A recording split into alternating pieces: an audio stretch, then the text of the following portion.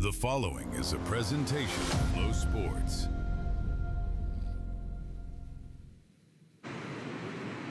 Inside the Expo Center, 1 week a year, the present and the future collide. Nearly 2,000 cars, 6 coveted trophies. Here, every pass matters. Every lap matters. Driller season starts now.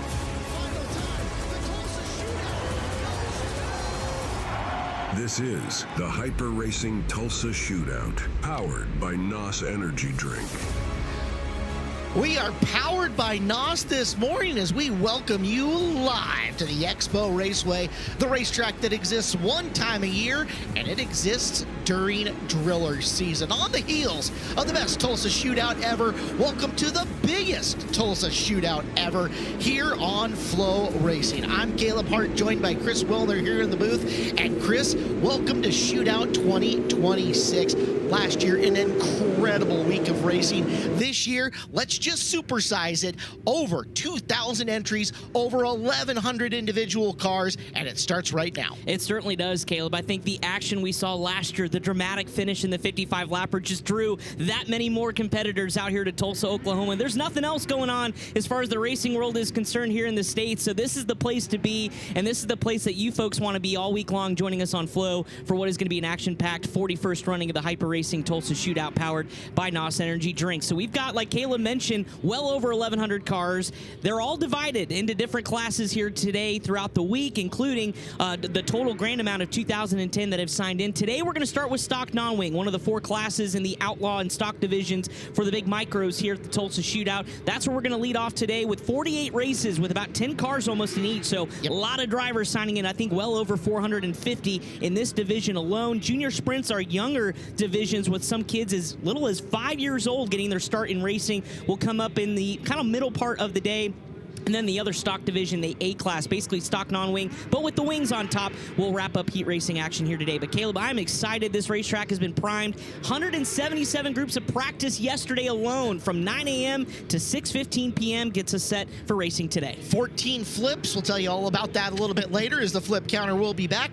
Let's welcome in the rest of our talented broadcast crew. Hey, our anchor, the guy who's been here the longest, Brian Ward. Welcome back to the Tulsa Shootout. Thank you so much, Caleb. Excited to be here in the SageNet Center. This Expo Raceway is one of the best times of the year. Just about ready to get started. His cars are already on the racetrack, ironing in this racing surface ahead of heat race number 1. One thing I wanted to mention that I'm going to keep an eye on later this afternoon, Storm Chassis is one of the manufacturers that is in their 3rd season here. I remember over a decade ago when we tried to identify all the manufacturers across the different chassis companies, and we were at 10, 11, 12. Now we're more than double that. Storm Chassis came on board 3 years ago with some junior sprints. They only brought 2 of them. Last year they brought 6 junior sprints. This year, 13 junior sprints that we will see mid-afternoon, but they also brought 6 600 micros for their first time. Those are the only ones that have been built. They're here testing them out. Logan Seavey is in one of those cars. He'll start P3 in heat race 14 this morning, so we'll see how the first 600 Storm Chassis does out here against all these other tough competitors. Now we're going to go meet the rest of our crew up at the top of the ramp. Well, thanks, Brian. What a week, guys. 112 races tonight, or today, I should say. We got to get to tonight first.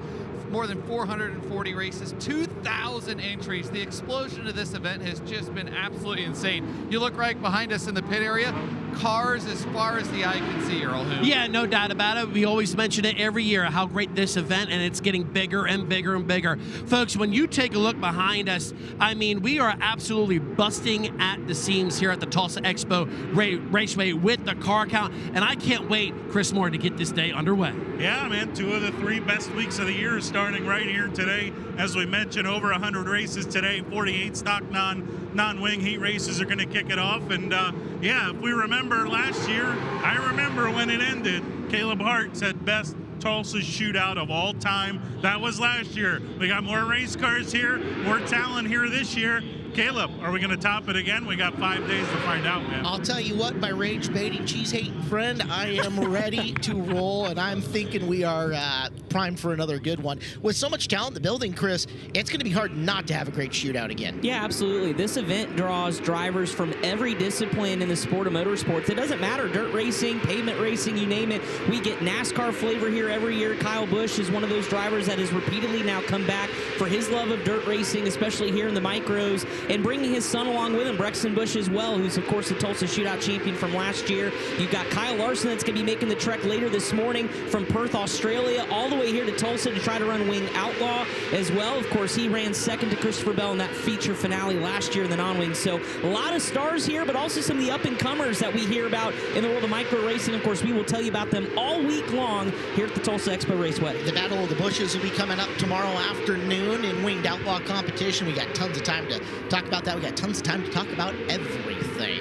477 entries, first and foremost, here in the Joe's Racing Products stock non-wing division. Hyper Racing, sponsor of the Tulsa Shootout, and of course, here on FloRacing, we are powered by NOS. Big thank you to all of our corporate sponsors. A lot of people who got involved with us to bring this race to you. A lot of eyeballs here on this race. As again, everything that happened last year and the viral video that has been shown time and time again of that finish to the 55-lap non-wing outlaw main event, that one of the greatest races that we have seen in a long time.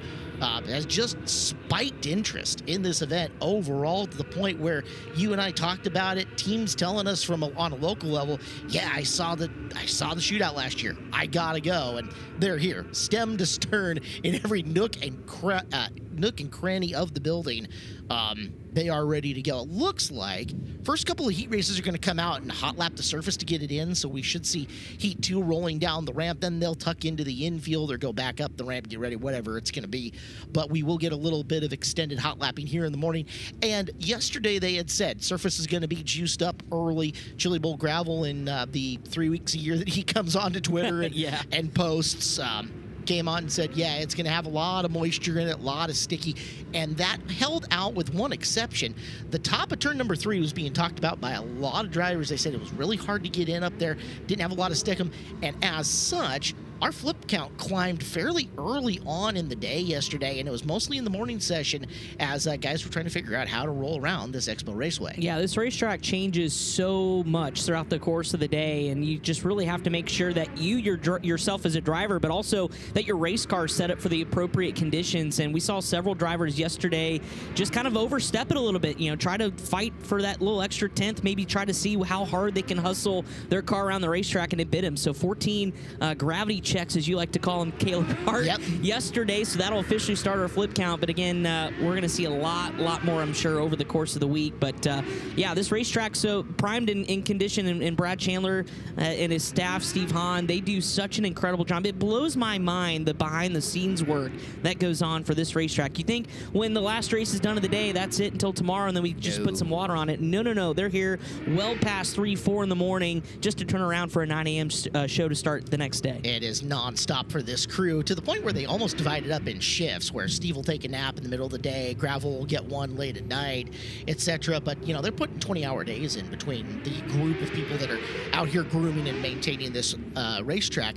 We have to thank Eibach. Eibach Springs is the one who has brought us back the flip count this year. Thank you very much to Eibach Springs. You'll see that graphic pop up on the screen couple of times over the course of this, but let's check in. We've got a report. It is Earl Hoon. Earl, good morning, sir. Good morning, guys. Yeah, you were just talking about the track surface out there. During practice yesterday, I was able to catch up with a lot of the drivers, and I said, man, how's the track feel? What's it doing out there? And to be honest, they said the track is a little different this year. I said, why? They say it's a little flatter. It doesn't have as much banking as it has in the last about handful of years in both ends of the turn. So we're going to have to see how that plays out here throughout the weekend, boys.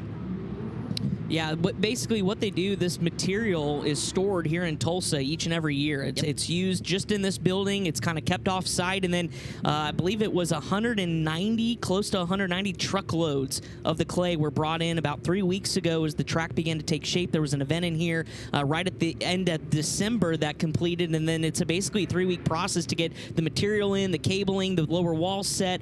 But they basically go off a measurement, right, Caleb? Yep. And then every year it seems to just be tweaked a little bit, right? It's humans, right? They're trying to recreate something every year. Correct. It's an inexact science every time that you're getting in and getting through it. They were very excited about where the racetrack was going to be this year, to the point where we're putting the cart before the horse, but they've now extended the Chili Bowl main event back to 55 laps because they think they've got a better handle on what this surface can do and how to make it last longer, plus hold up to all of the laps that this takes over the 3 weeks of action. You look at it, you know, we're going to have over 400 individual races here this week during the Tulsa Shootout. That's 400 races of 10 cars per, and most of them putting all of that wear and tear, all of that tire material down and into the surface. And their thoughts were, through what they've done in terms of figuring out how to get the track in better shape, how to get it watered more, taking some of the things that were going into the surface out by some of their tech testing and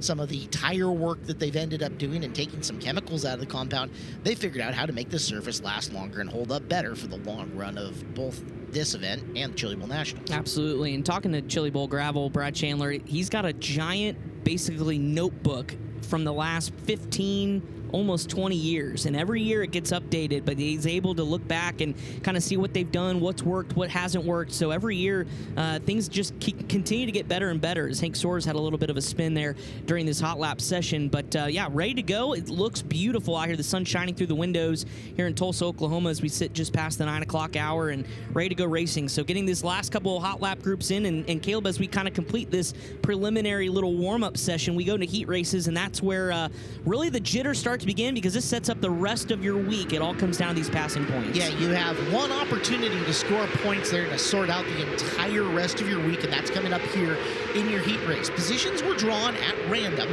for where you're starting in your heat, and again, 48 of them coming up, so you're going to see a lot of drivers for the first time that you'll see later on in the week. The name of the game is passing. The name of the game is gaining positions from where you started. Your position gains are calculated by where you're coming to the initial green flag at. So if somebody has dropped out of the lineup in front of you, you don't get position gained for them dropping out before the green flag comes out. So let's say you're posted to start 6th, you do start 6th in your heat race. If you advance from 6th to 1st, you're making 125 points. It's 5 points per position up in that top spot from based on where you start on. So you start 1, you finish 1, it's worth 100 points. You start 2nd, finish 1, it's worth 105. Plus 5 per each position on your way back. If you are moving up the field, you're gaining points. If you're falling back in the field, you're losing points. Say you start on the pole and you end up finishing, 4th. You're all the way down to 76 points. Now, we've got a wonderful resource available to us, and that is Brian Walker in Wikipedia. He's going to help us with some live calculations, tell us where that is, and we will use him liberally, easy for me to say, as we are ready for our first stock non-wing heat race of the event. Race number 1 with Ricky Thornton Jr. on the pole out of Chandler, Arizona. RTJ. At Cleveland to the net outside of him. Rob Johnson and Bryce Comer in row number 2. It's Mickey Bullock and Skylar Keeney in row number 3. Zach Moore and Xander Dundon in row number 4. Maxwell Norick and Keegan Osentowski Towski in row number 5. 10 cars, 8 laps, points on the line, and yellow blinky lights still on. We'll go at least one more time around before we see green. Yeah, I saw Ricky Thornton Jr. earlier today, and I said, how did you end up with this? He goes, bad draw, but I'm really excited, though, for this week. He feels like he's been so close to an elusive Tulsa Golden Driller here in both the Chili Bowl and the Tulsa Shootout. He's had a couple of A-main starts here in the micros, including last year, finished top 5 in the Outlaw Non-Wing. So RTJ ready to rip. He's going to run all 4 classes again here this week. Of course, a driver that runs just about anything these days in the world of dirt track racing. But here we go, Caleb. Race number 1 of projected 433 here at the Tulsa Shootout is underway. Green flag out. Ricky Thornton Jr. leads us coming out of turn number 2 on the very first lap. To his outside, that is Ed Cleveland. Cleveland, the blue number 29, as we have got a lap in the books. And boy, they're tiptoeing this real early here, Chris. Yeah, they are. And of course, there still is a lot of moisture, very kind of tacky, but also kind of greasy on the bottom. You see some drivers slipping and sliding there on the bottom of the racetrack, but it's all going to be about battling, as you see there, for that low line. That real estate's really prime here in these first probably 15 to 20 races. As you take a look at the battle just outside the top 5, Zach Moore there, Keegan Osentowski as well, with RTJ, Ed Cleveland, and Bryce Comer in the 17A, your top 3. Couple of laps already in the books for us here. Ricky Thornton Jr. averaging 12.5 seconds around the racetrack. Oh, little bumper cars going on back there in the back part of the field. Keegan Osentowski going the right direction. Skylar Keeney lost a couple of spots. Got to be aggressive with the front bumper, especially early, because you know passing points are a premium, and even one position could be the difference depending on how the rest of these 47 other stock non-wing heat races go. But right now, it's all RTJ at the front of the field, pulling away, this time by just about 3.5 seconds over Ed Cleveland. Bryce Comer, Zach Moore, your top 4. Xander Dundon with a good run in the top 5 positions. You take back a look at your leader, RTJ. Ricky Thornton Jr., a 1-to-1 run is not damning. It's just a solid start. Not much more to gain other than the 100 points. He is going to have a very big qualifier as the checkered flag is out. Ricky Thornton Jr., your winner of our very first heat. Gives second to Bryce Comer. Third to Ed Cleveland. Zach Moore 4. Osentowski 10-5. We'll put him in good shape coming up later. 10-5 is worth, let's take a look. Start 10th, finish 5th, 97. So almost off winning off the pole for him. He'll be set up okay. We'll see him a little bit later on. One down. And one down. A whole bunch to go. Hope you guys are settled in and ready for a fun day here at the Expo. Heat race number 2 was already rolled out into the middle of the infield. Kermit Burnham Jr. starts in the pole of this one from Coweta, Oklahoma. Justin Patoska in the 33D. Cale McGee and Corey Brown make up row number 2. Hank Soros and Jacob Green in row number 3. Dustin Tessier and Josh Castro in row number 4. Levi Henderson and Sean Jones. Your 10 cars for 10 times around here in our second heat race of the day. Saw that inside lane was able to go just a little bit, although we did have some movers and shakers in that first heat race. It was pretty impressive to see what Keegan Osentowski was able to do. One of those drivers that had to kind of use elbows up kind of driving there, a little physicality at the beginning. So kind of goes down to who can make some moves here early. But again, this sets up the rest of your week as we look at the front row. Pacing the field of Kermit Burnham Jr. and Justin Pataka as the green flag is out for our second stock non-wing heat race, and a good jump on the green flag goes Kermit Burnham Jr. Nice little gap. Good pad. However, might be a bit too much. Yeah. Caution flag out already. And they did warn him. They warned him in the overhead and on the speaker. This is your warning. Don't jump the start. So everybody who's already been warned today, and just like that, new front row. Terry Maddox back on the sticks here at the Tulsa Expo Raceway. I don't know how long he's been doing this, but one of the best in the biz. Will take shifts throughout the day, but certainly a guy that you do not want to upset. So here we go. Cale McGee now at the front of the field. Green flag is in the air. And we will try this again. Going in just a half lane higher than a lot of the other drivers were is McGee, and he is off to an excellent start. Down the front straightaway as we look a little bit further back in the field. The running order will start coming up. We'll get the bugs worked out. We'll get you your ticker and all the rest of that good stuff here in just a little bit. Couple of laps in, good battle working for second. Look out. Up and over, and let's add to that IBAC Springs flip count early on in the day as up and over goes Cale McGee. Calling for the hook already out of turn number 2. Took 2 heat races to get our first of the day. Just take a look at the K1 Race Gear Instant Replay. Right up on the bottom. Hooks right rear on the left rear and sends him up and over the berm, and then you're a passenger at this point. Brian Ward, you're at the scene. Yeah, trying to make the move there to the inside of Justin Patoska. He's one of the local racers from right here in the Tulsa area, formerly out of Enid, Oklahoma. Has run some sprint car stuff, just getting back in the micro for this weekend. As I look at some damage here, there's a little bit of fluid over that engine and damage to the front axle. They'll have to change that. We're going to go up top now for an interview.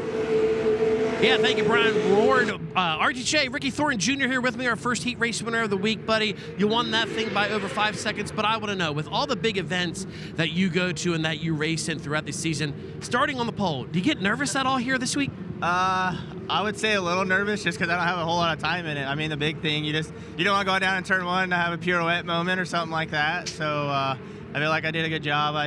Luckily we got the hot lap, and I knew right away my stuff was pretty good. So just make sure I had a good start, but make sure I left the guy on the outside enough room where he can get a good start too. So worked out for us. Figured that'll probably put us 10th or so in a qualifier, but hopefully we can pass. Guys, RTJ doing RTJ things.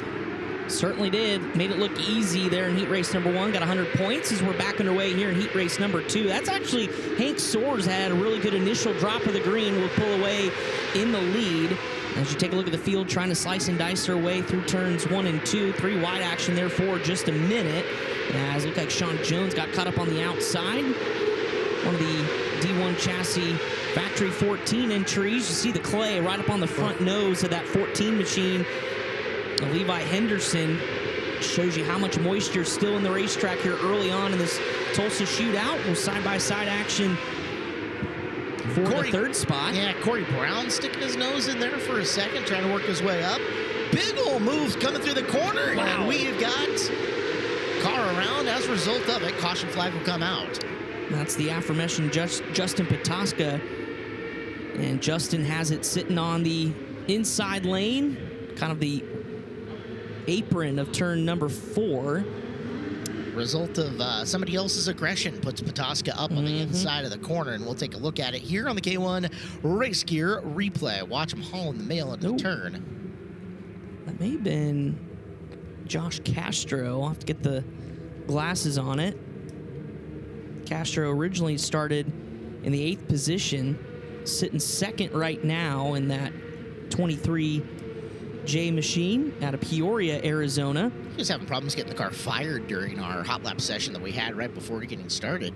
Obviously got the bugs worked out. Castro, good run, and no penalty levied against him for the move in the corner, so he will restart 2nd with just a handful of laps to go.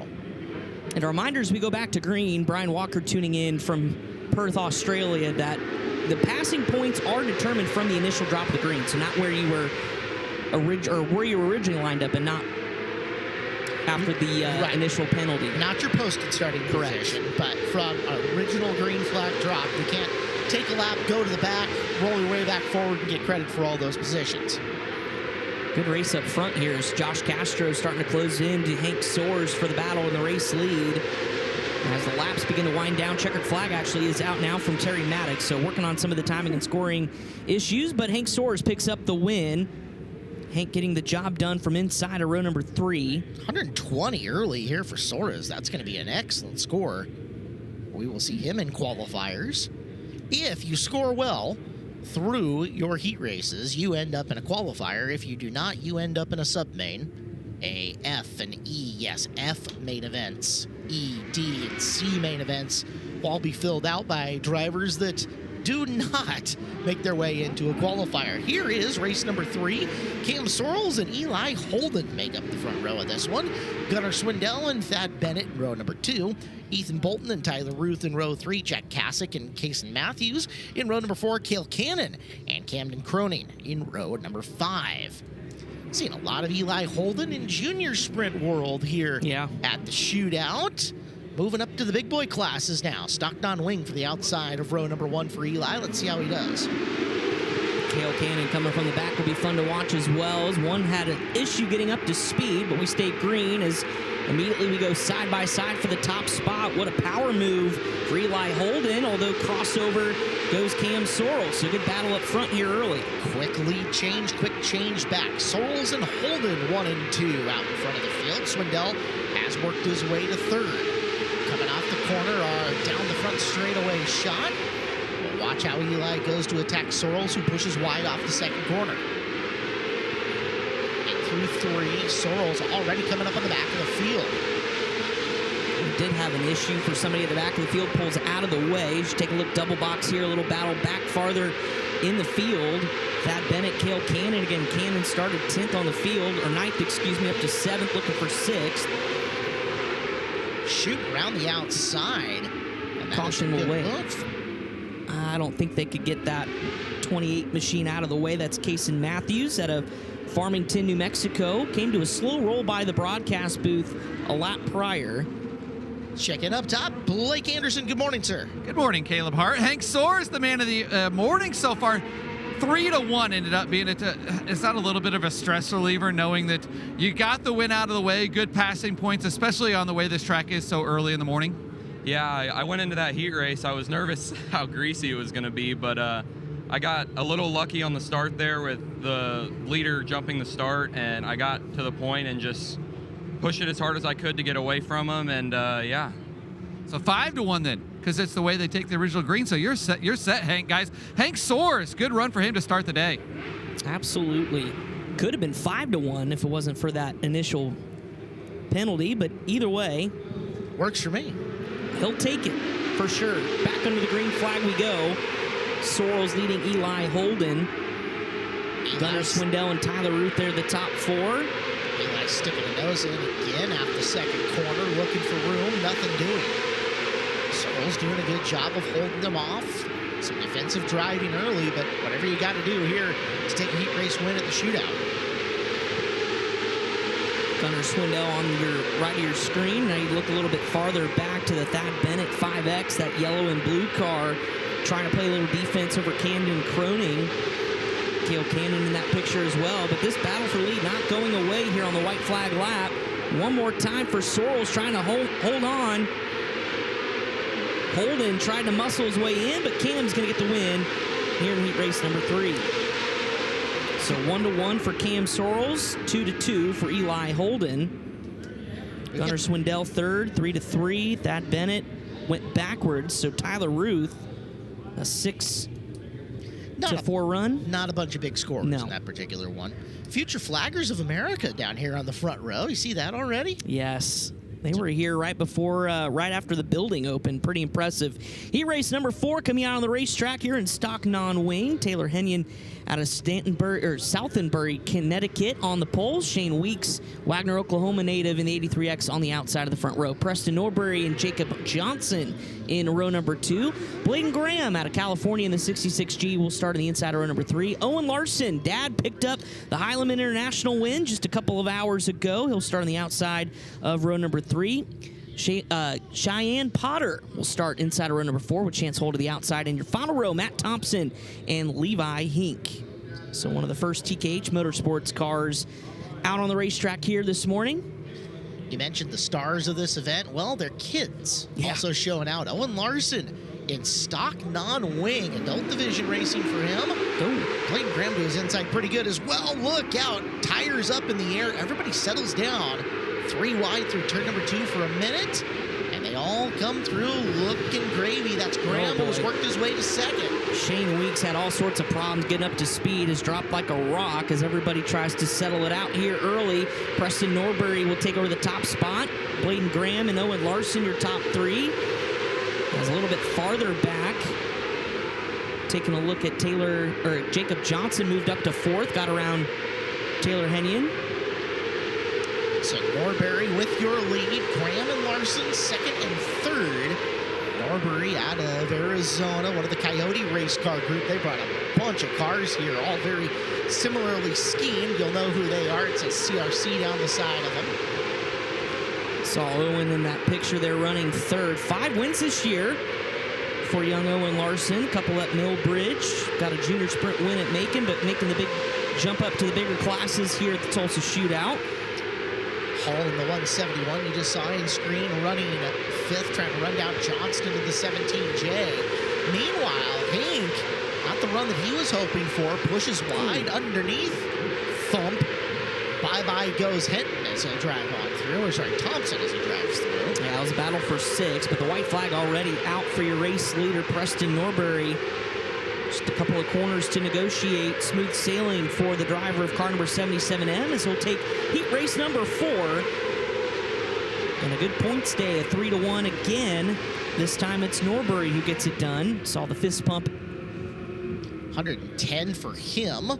Bladen Graham 5-2 worth 108. Nice run. And Owen Larson 6-3 for 101. Well done there. Chris Moore, welcome into the broadcast, and who you got? Yeah, thank you, Caleb. Got Cam Sorrells here. Cam, you and Eli kind of battled there in the original drop of the green, then you had a restart. How nerve-wracking is it knowing you got to win and you have that much pressure on you there for that many laps? Yeah, it sucks. You know, we put ourselves in a bad position starting on pole vault 3, but we did what we had to do, and yeah, we'll go win these other 2. All right, good luck. Thank you.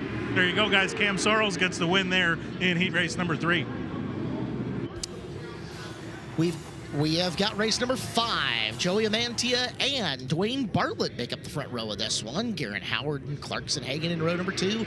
Tanner Holm, Lawrence Mann Jr. in row 3. Weston Doakland and Trey Zorn in row number 4. 5th row, Dustin Hamelman and David Beasley. Amantia from the bottom, green flag, and an advantage going into the first turn. Dwayne Bartlett having a little bit of issue on the top, will fall to 3rd, make that 4th. As knifing his way through, Tanner Holmes saying, excuse me, coming through in the Farrell Frameworks machine. I've seen Tanner at plenty of these races, and yeah, he knows the importance of a good start and taking a spot where you can get him, as he has already muscled his way up to 3rd. Caution flag. And one stopped on the back straightaway. A couple cars, actually. Looks like the 1H of Dustin Hamelman. And is that Trey Zorn right there in the 3Z?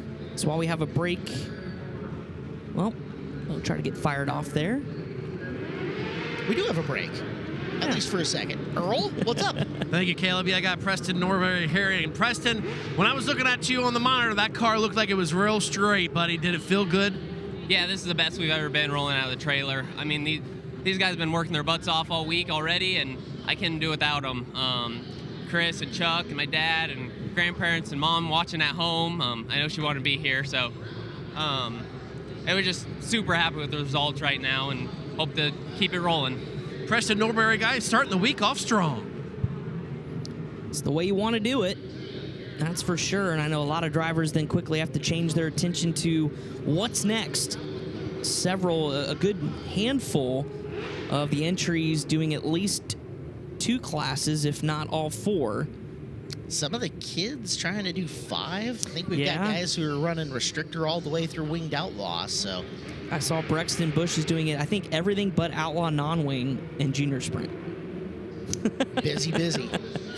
Well, it's part of the reason you bring a big crew and you bring a lot of people here with a lot of hands on deck, right? Amantia brings us back to green, to the low side of 1 and 2, where everybody kind of hanging out for the time being. Typical for your early morning here at the shootout, especially early morning on day 1, where the track has as much water in it as it's going to have basically all week. As we've got 3 wide action further back in the field. Hagen making the move on the inside groove in the 7, and he'll go 2 for 1 in turns 3 and 4. 2 spots there for Hagen in the 7C. That's a solid move right there, and sometimes those gifts are exactly what you need. So Hagen on his way up the leaderboard as Joey Amantia continues to lead. There's a look at Tanner Holm trying to make something happen on Garen Howard in the battle for 2nd off of turn number 2. Coming around, it'll be 3 laps to go. Holm, if he can get 1 more, will at least feel a little bit better. It's a 12-point differential there between 3rd and 2nd for Tanner Holm. Holm trying to wind up his prop plane and figure out his way by as we've got contact further back between the 4th, 5th, and 6th positions. Now it was Hagan that we just talked about getting 2 for 1. Now got kind of squirrely there in turns 3 and 4. Here comes Trey Zorn on the rebound train after that spin. As now that battle for second continues to heat up, with Garen Howard just trying to play some defense, but the checker flag is out. Joey Mantia, wire to wire from pole, wins heat race number 5. Garen Howard, Tanner Holm finishing 3rd, Weston Doakland 4th. Hagan rallied to 5th, Trey Zorn finishes 6th, and the rest of your field. So Howard going 3-2 is worth 98 points. 5-point gain from his position where he was. As we are done. 5 down and a whole bunch to go. Blake Parmley and Jake Smith make up the front row of this one.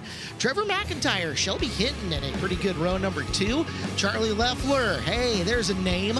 And Keaton Martello to the outside of him. Hayden Wise and Axton Romero, Quentin Benson, and Eddie Hamblin. We have got a really fun heat race number 6. There's going to be a lot of these, but way cool to see Charlie Leffler in a race car. That's awesome. Absolutely. Of course, the son of the late Jason Leffler, who we lost in 2013. But Charlie doing some really impressive work with Keith Kunz Motorsports. They kind of teamed up back in the summer, running a lot of the Now 600 races, and it's been fun. His first shootout. Let's see how it goes here in a building that his dad had a lot of success in. Blake Parmley's going to lead him down, and they all managed to get through there. Wasn't going to say that was going to be the case. As it got narrow. Working to the low side, 4th, 3rd. Shelby Hinton, Trevor McIntyre were battling it out. It's Hinton with the spot for now. Hinton gapping McIntyre and starting to make his run up to the front. Meanwhile, shuffling up a spot from the back. There goes Hayden Wise, the 94. Wise has got 5th. Wise doing a lot of midget racing this year. She's a really good talent. Now has Jay Drake on the wrenches as well in her stable, and it's going to be back at the Chili Bowl here in a couple of weeks. But taking a look at this battle, continuing to heat up as well. Really good stuff. Shelby Hinton, the former Now 600 champion, really working hard to the high side as he has ascended to the lead. Shelby Hinton 4th to 1st. That's 115 points if he can hang on to it. And on the split screen, here's Hayden Wise working the low groove, and that's for 4th on McIntyre. Wise able to dispatch McIntyre there as you look at Hinton continuing to lead. Shelby moving to Indiana back in February to focus on racing. It's paid off. He's going to be full-time USAC sprint car driver next year for 2B Racing as he sees the white flag this time around, starting to put a little distance on Jake Smith. Blake Parmley still in that 3rd spot. Hayden Wise, we mentioned, up to 4th. And off of 4, the Napa colors for Shelby Hinton, the former Louisiana native who calls Indiana home, picks up heat race number 6. Good points. 4-1 for Shelby. And as impressive as anybody has been climbing up and through the field as he just powered his way past. Well, let's go up top. Blake Anderson has got Joey Amantia. Guys, you mentioned Shelby Hinton's got a big 2026 ahead. This guy's got a big 2026 ahead, announcing that he's going to go full-time with the All-Star Circuit of Champions. But Joey, back in a micro, you mentioned how much fun it is. Is it a little bit stressful to get back in a micro here at the shootout? Yeah, I mean, honestly, the last micro race I ran was a local show at Greenwood last year. So really, this is my first time back fully in micros, but kind of picked up where we left off, really. I mean, every year I always seem to at least win a heat race or make the feature, so we're sitting pretty good with our other 3 classes with starting position, but starting first, it's a catch-22, whether it's good or bad. Obviously, you have to win, and luckily our JPA Racing Products Hyper Racing Lyman Motorsports car was able to seal the deal, but, you know, just kind of hoping that a lot of guys don't pass. Obviously, I think there's 400-something cars in the division, so the likelihood of making a qualifier is slim, but I think we're hopeful. Guys, he's a Hyper Racing dealer, too. Well, we have got action early, side-by-side contact. However, it's all for naught. We'll settle it down and try it again as that is the 3K of Karsten Avila who comes to a stop here in our 7th heat race. Braxton Weegar and Logan Heath, Gage Winters and Gene Owens, Karsten Avila, who we just saw, Jackson Nail, Jeffrey Newell, Daniel Robinson, Clinton Boyles, and Clayton Wilson. There is some studs at the back of this one. Robinson, of course, Jeffrey Newell is no stranger to picking up drillers in this building. He told me earlier this week that he feels probably the most confident he's been in several years in this building, teaming up with Johnny V and the Bolin Motorsports Group, and they've done a lot of racing over the course of the last half of the year together. And he feels like this could be a year he adds to his driller count, but we'll see as we restack this heat race number 7. And we're back underway with Uyghur in one of the one-way cars. Winter's getting a little squirrely on the inside of row number 2, made everybody check up behind him. That sets Newell behind the 8 ball. Boyle's going to try to follow him through the 3 wide in the corner behind there. As lap number 1 all done, Braxton Uyghur leads, Logan Heath in second. Here comes that NOS energy drink machine of Clinton Boyles. Got around a couple of cars here early. We had talked to Clinton last night out at the announcer's dinner, and he knows Newell's going to punch a hole. He's got to do a good job of following him through and then capitalize when he gets his shot. Here's Newell up on the back of Robinson. Yeah, Jeffrey's no stranger of using the chrome horn, but we're going to get another shot at it as the yellow flag waves for a mud cover. Wheel cover there laying on the front stretch. Chris Moore, what do you have up top? Thank you, Caleb. I got Shelby Hinton here. Shelby, you start 4th in that heat race early on. I'm sure you were a little nervous going into it. How much of a relief is it to go out early and go put a good run down like that? Yeah, going 4-1 early this morning and then not having to run again until later this afternoon. It's nice to have a good run like that and not have to worry about it the rest of the day. But yeah, going out, we were sitting on this ramp and kind of watching it. I was waiting on that water to clear up going into 1. And then I was hoping 6th race out, they'd have it a little bit wider than start the morning. And sure enough, they had it just enough where you can widen your entry and like cut, or if you wanted to drive around somebody, I really think you could right now. But I got to give all the props to Jim. Jim's got this thing on rails. I just got to go do my job. I got to thank Jim, the whole Woods family, Napa, Marshall,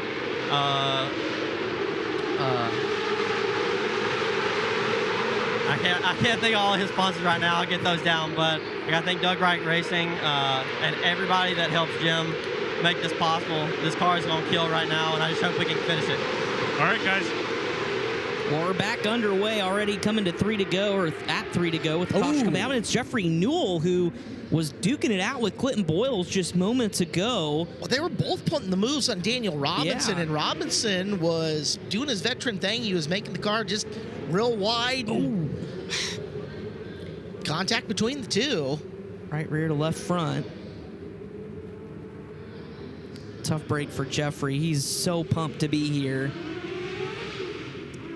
Car fires back off and rejoins the back of the field with only 3 laps left for Newell to try to make some hay here. He was trying to make, I want to say the top, but where it is now, it's really the middle. But that second groove, he was trying to make work just because you have to go where they're not if you're going to make some moves if you can't get under somebody.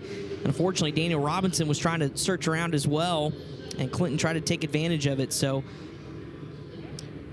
you're not going to come into this building with more friends than you brought in. No, that's for sure. So Clinton looking at a 9-5 right now. If you go 9-4. 9-4 would be worth 104 points. That would definitely do her. We'll see what happens again. How about the top side here for Logan Heath?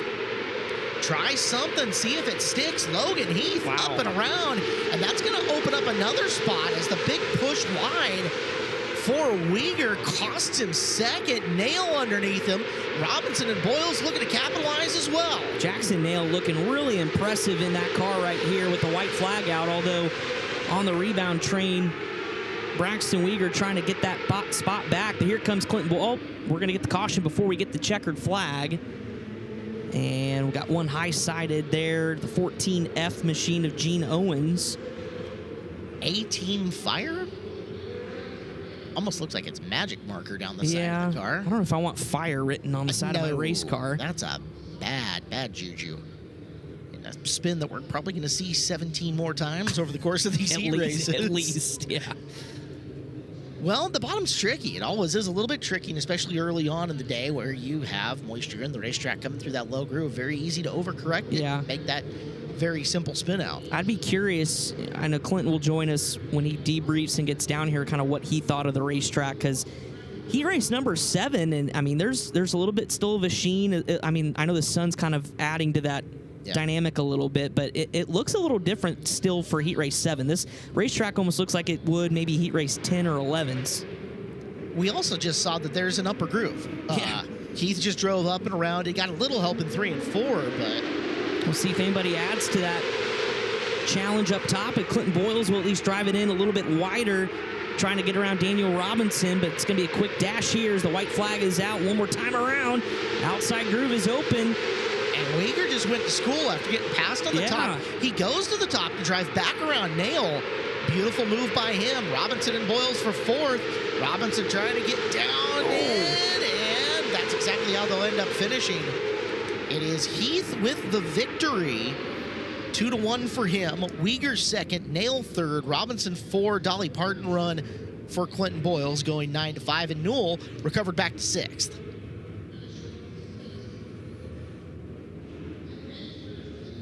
So a 7-6 for Newell. That'll definitely see him in a C-main, unfortunately.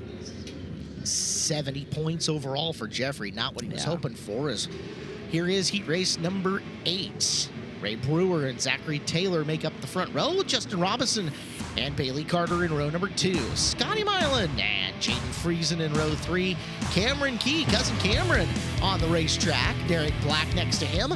Colby Sokol and Jason McDougall with a new ride for J-Mac, starting in position number 10. We'll talk about that as we get a little more time, but he is in the Avery Goodman cars. RIP to Avery. We'll see what Jason can do as we're up and underway with Zach Taylor working up and around the high side and into the early lead. Scotty Mylan there in the thick of things, as well as the battle for 2nd now heats up and around the outside. Goes that 12 machine of Bailey Carter.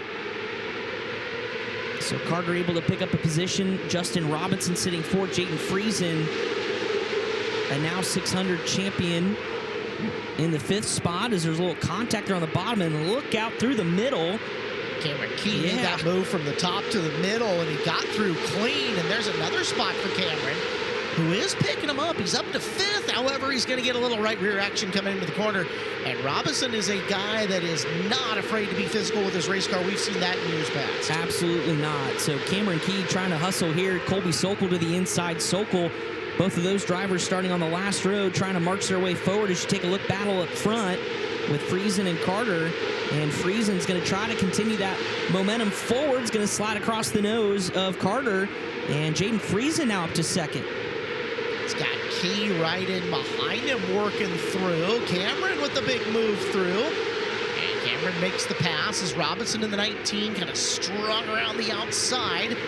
Brewer's 10R making the move to the low side. There's just a gaggle of race cars from about 5th on back. Here's the white flag is out. Every position matters.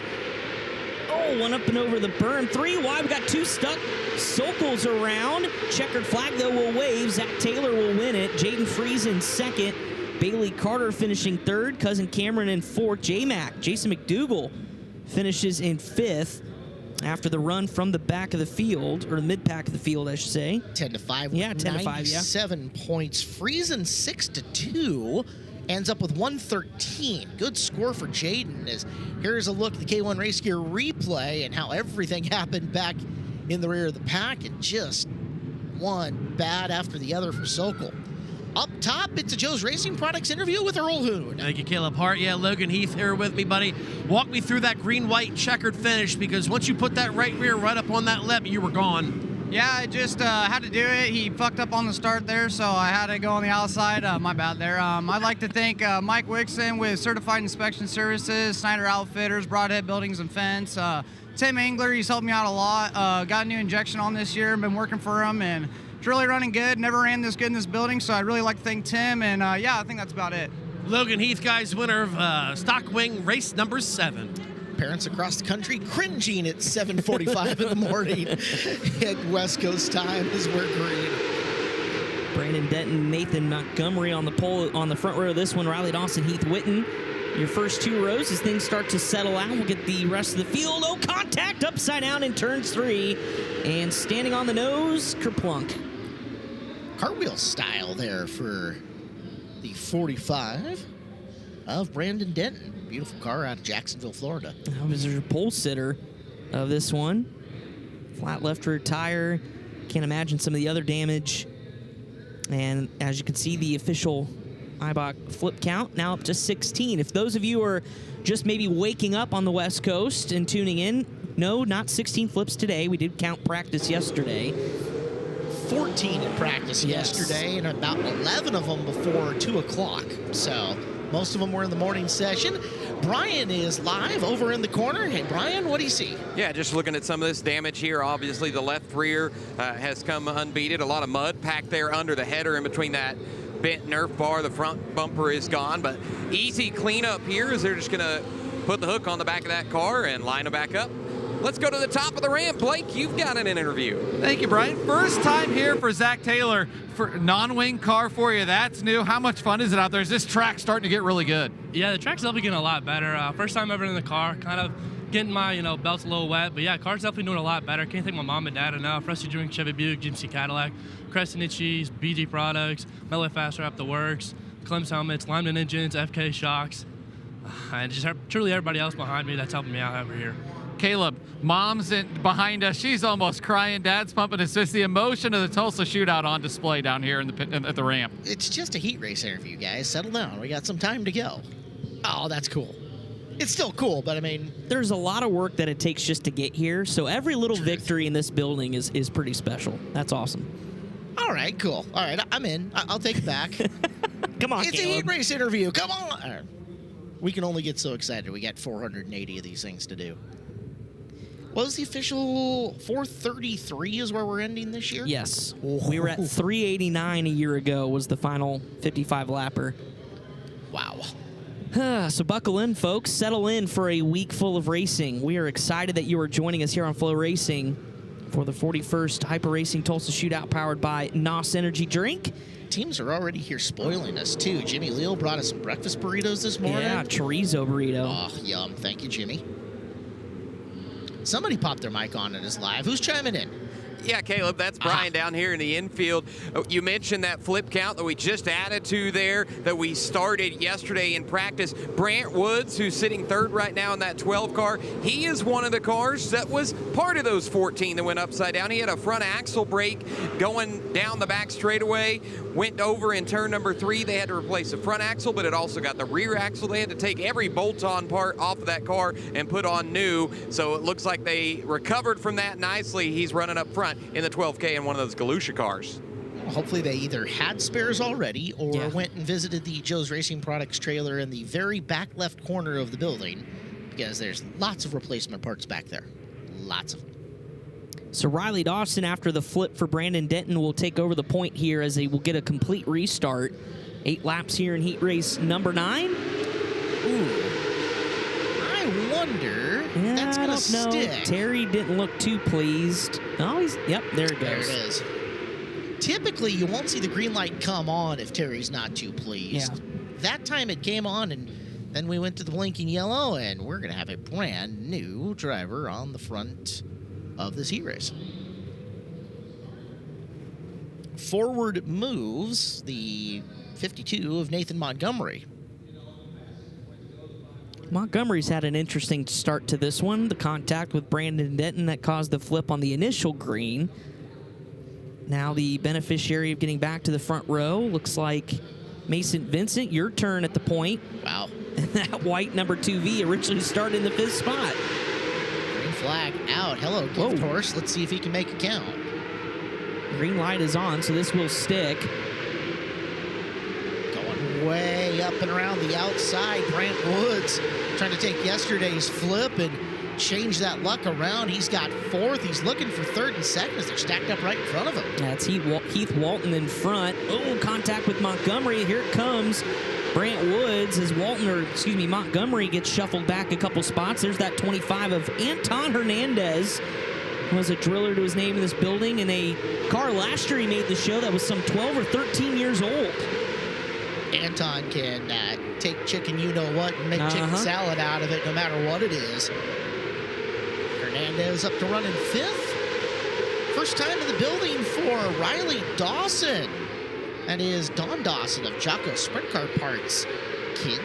Grandson. and hoping to keep everything rubber side down and just have a good week of learning for him. He is sitting in position number 5 right now. Anton is 4. As we look up front to your leader, 5-1 for Mason Vincent. Got some help to do it. Just has to make 2 more good laps. Although that Galusha car, Brant Woods, is starting to close the gap, and we'll get a caution here, so we'll get a restart with an issue on the speedway. And how about that paint job? Jackson Garagi out of Ellsworth, Wisconsin. It's loud. Can't miss it, that's for sure. When you get a chance, because I know you haven't had a whole lot of time here in the building yet, as we'll get a look here at the K1 Race Gear replay of what happened. Ooh, yeah, self-inflicted. Go take a look at the Galusha cars up close. They're all, if I said flat paint as opposed to gloss, they're like all matte? Yeah, they're all matte. Okay. And they're all kind of old school looking. There's a couple of tribute paint jobs back there as well. They're just, for the old school aficionados, I appreciate them. They did a good job with that stuff. Jake and Frank, and yeah, they look good. I appreciate a good kind of matte color. It's like when they switched the helmets from the gloss to the matte helmets in the NFL. It's just something different about it I like. Green is out, and here is the chance for one of the Galusha stables of cars. Brant Woods running second, and here's the move for the lead. Strong move to the inside, but Vincent going to try to recoil here and pass to the inside. Can't get it done as Brant Woods is going to settle himself into the top spot. So Brant Woods started 6th, going to take heat race number 9 here in stock non-wing. An impressive run for Brant Woods. time. And after the checkered flag, it's Montgomery who's went for a wild ride and ends in turn number 1. 125 puts Woods as the new high scorer. Mason Vincent 5-2, still an excellent run for him. And yeah, yard sale time at the very end. As I'm looking down towards my screen, I saw a car much higher than it needed to be, and Montgomery unfortunately going to be the one to do it. And good news is that he is attempting to climb out of the race car under his own power as we speak. Definitely had some velocity to it, but going back to the 5-1 run for Brant Woods, picked up the High Banks Hustle Championship at Southern Illinois Raceway earlier this year, and we've seen this a time or two. Just high off of 4, that wall will reach out and grab you. It's not even particularly early in the day where they've been able to build up a ledge against the wall, which is when that really starts happening. Good news for Montgomery out of the car. Nathan Montgomery, who, yeah, heat race that he's not going to want to remember. Brian, you're live. Yeah, they are putting the hook on this car. Nathan's climbing into the side-by-side, so I'm going to see if I can hop on here and maybe get a word in with him. All right. Nathan, coming to the checkered flag there, a wild one there. Tell me what you saw and how you feeling. I don't know what I seen. It just started flipping like crazy. It got a little tight, pushed me up into the wall, and I couldn't pull it down. Couldn't pull the car down off the wall coming out of 4 for Nathan Montgomery. We got another interview at the top of the ramp. Chris.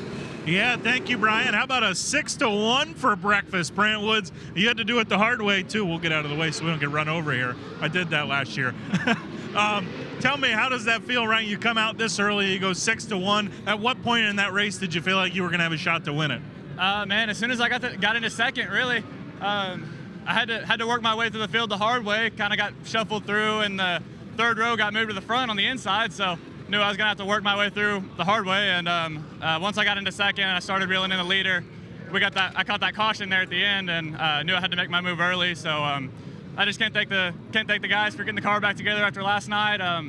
Worked all this morning. They worked their tails off. So just thank you to all the guys, everybody that helps out. P&M Machine, Engler Machine and Tool. Wow, I'm forgetting. Sorry, guys. Yeah, just everybody that helps out. Early High Point, man. Congrats. Thank you, sir. Brant Woods, guys, 6-1, 125. He's on the top of the charts. Does Galusha only hire tall people like himself? Holy cow. Well, he knows how to build race cars for tall people, right? Makes some sense. Here we go, heat race number 10, Colton Hardy, Kevin Bayer, the 4-time shootout winner on the outside of the front row, and there goes Kevin. Oh, man. That thing just biked up on the right side and took a couple with him. Get the glasses on it, see who exactly was involved. Looks like the 2.0 Chuck Morris with the pink numbers there came to a stop. Is that Ty Fulham's 73F up there as well? I think so. We'll take a look at the K1 Race Gear replay. Outside the front row, yeah, Kevin just sent it in there, and that thing just looped around. Fulham, the other car, upside down in that. 2.0 just nosing into it. See if he can drive away, but boy, another look, and this is from the turn 1 cam. That car just rotated, like snapped so quickly. I don't know what happened there. The Dacus Heating and Air Camp has about, I don't know, 20 race cars stacked up in their run over there. So hopefully they got enough hands and they can get some quick work done to it. And you see there the right front kind of caved in on the Fulgham 73F. Brian? Caleb, I was going to chime in. I hadn't made my way back over to that corner yet, waiting to cross the racetrack. But Chuck Morris in that 2.0, he just had a fresh engine delivered to him here at the Expo on Sunday. Put the new bullet in the parking lot before he loaded into the building. Flat right rear tire. Thank you, Brian, on the Kevin Bayer car, and he'll just go ahead and send it up the ramp. Kevin knows well enough that flat tires almost always doom for a heat race. Yeah, you know, need a pretty big mess over in the corner in order to get one of them swapped out quick. Yeah. And that's the thing. Pit area, say your work area rules here at the shootout are pretty merciless.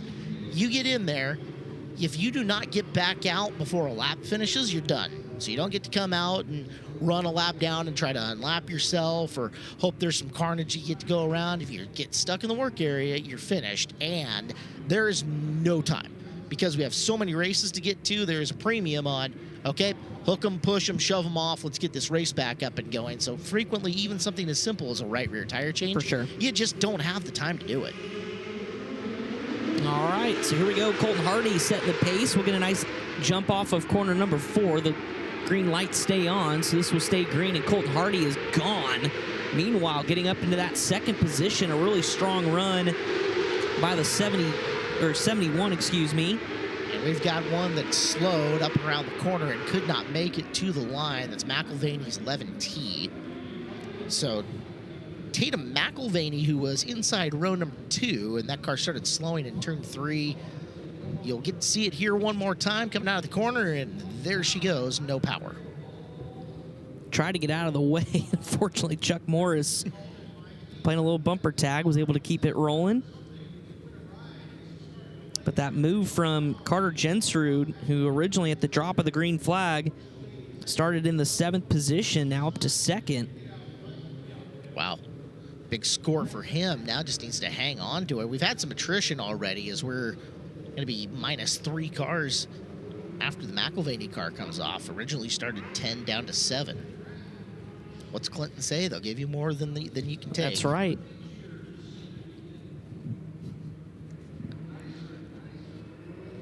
So Hardy, they may be calling that lap complete with McElvaney being the only one who didn't cross the transponder loop under green flag action. We do have one down on the ticker. 7 to go here in our heat race number 10. Hardy shot out of a rocket. It's Jensrud and Gossard. They're doing battle for second to the inside. It's Gossard. Jensrud is about to cede the spot, but will bring this race to a stoppage again. Wyatt Davis? Looks like, yes, Wyatt Davis upside down on the front straightaways. Take a look at the K1 instant replay through the middle and kind of got sandwiched there. Looked like the Dexter Thompson car trying to come off the top side of the racetrack. J.W. Henderson's the black, blue, and orange 24 who was trying to fight his way back to the inside. Here's the good news. It still rolls. I was about to say, Wyatt, get her going here. I've seen Wyatt and Sawyer Davis at Millbridge several times this year. And the 7D rolls again. May not be completely straight, but hey, it's the Tulsa Shootout. finish the race, take any more spots that they give you, and improve your next race starting position. Colton Hardy's always seemed to have some good hot rods in this building, but he's also had some pretty unfortunate wrecks in this building, too. He's seen it all. He has alternately looked extremely fast and extremely unlucky. Yeah. Strong so far in this stock non-wing heat race. Number 10 of the morning as we're back underway. 6 laps to go as take a look at that battle for second, continuing to heat up between two drivers that started at the rear end of this field. Gossard and Jensrud. It's Gossard in the red and black 35 who's taking the second position. Jensrud, the white hood, black number C71, now having to fend off Henderson, who's coming up to the inside, the black, blue, and orange, number 24. That run from 9-2 for Camden Gossard looking pretty right now. Still 4 to go. As you take a look at this battle for third, Henderson trying to find some magic on the bottom of the racetrack underneath Carter Jensrud. Jensrud going to kind of roll that middle second groove. Car's got some drive. Just got to put together the correct laps going forward there for Henderson if he's going to take third. There's the gap between your lead. Hardy pretty comfortable out front. And Gossard about to put some big points in his pocket one more time around. Battle for third's not over yet. Oh, look out. Drove it in real deep. Did Jensrud. Henderson trying to fight back. They both drive it into 3 and 4 hard, and Carter Jensrud's going to hold on by a nose, but good effort there for Henderson at the line. So Colton Hardy winning this one from the point. Camden Gossard 9-2. 128 points, new high score. J.W. Henderson 10-3. Good runs from the back of the field here in heat race number 10. 10-3 worth 121. So not only new high score, new third in points, if I'm right. 128, 125, and 121, your top 3 scores so far. As a look from the Flying A Motorsports pit cam. Unbelievable. Colton McGimpsey and Jackson Skinner make up row number 1. Steve Finn and Jackson Porter are row 2. Rustin Moss, Alan Sane in the third row. Kyle Busch making his first appearance. And Jake Andriotti next to him in row number 4. Chase Crowder and J.R. McCutcheon in row number 5. All eyes to the 4th row here of heat race number 11. And this is one of those new Storm chassis that Brian Ward was talking about at the beginning. So Kyle Busch on debut with the Storm chassis here. Kyle making 3 qualifiers last year at the shootout. Still has yet to make an A main as we're underway. It's a really good move by Kyle to get off that bottom line and get out of the way as that low side was plugging up. He'll get to the top, and he's already made his way to 4th. Kyle Busch looking good, but the yellow lights are on, and he did not want to see that. Stuffed in the fence in turn 3. The 01D of Alan Sane out of Queen Creek, Arizona. Gorgeous looking Navy tribute car. Yeah. Navy's 250th birthday is next 2026, and NASCAR, speaking of Kyle, NASCAR will be there on Coronado Island to celebrate in June. But as my wife I know is watching, it'll be Go Army Beat Navy. So I had to put that one in there. Maggie. Yep. Family? Army family. Okay. All right. Hi, Mags. Mine too. Nice to see you again. Or nice to be seen, I guess. Yes. I think hopefully will come out for the Chili Bowl, so we'll see. But get that car hopefully refired. Yeah, I'd like to see that car make a few more trips around the racetrack. He's got the helmet painted up to match the car, too. Yeah. You can see that. That's and the mud cover on the left front. Well, you're going to go all out. That's pretty sporty. That's awesome. Oh, man. Hey, she still runs. All right, so Alan's going to keep digging. Yes, sir. 2x2, they'll line up again. We'll watch that start again. He had that low side really plugged up in front of Busch. He really faded up to the end of the straightaway, got out of it, and started pulling his way forward. Let's see if he's got a shot to do that again. And of course, you mentioned tomorrow we'll have the Busch on Busch battle between him and his son Brexton. But Kyle, a winged micro champion at Millbridge last year, so Picked up 5 wins that year. This year he's got several wins, including some Legends cars at the Cookout Summer Shootout Charlotte Motor Speedway. Jake Andreotti now on the outside of row number 3, the white, blue, and black 44 car. Yeah, there's another gasser right there for sure. Back underway as the C's part on the inside, looking to go a little 2 for 1 here. The 222 machine trying to make it happen. That's Jackson Porter, who started 4th, looking for the lead, gets to 2nd. He'll now circle the wagons around the outside of Jackson Porter, or excuse me, Colton McGimpsey. And now Porter will take over the top spot. As you go double box here on the right, there's Kyle Busch battling inside the top 6. Porter's got the lead. He's a little snug. He's got Andreotti hunting him for the top spot as Busch gets free.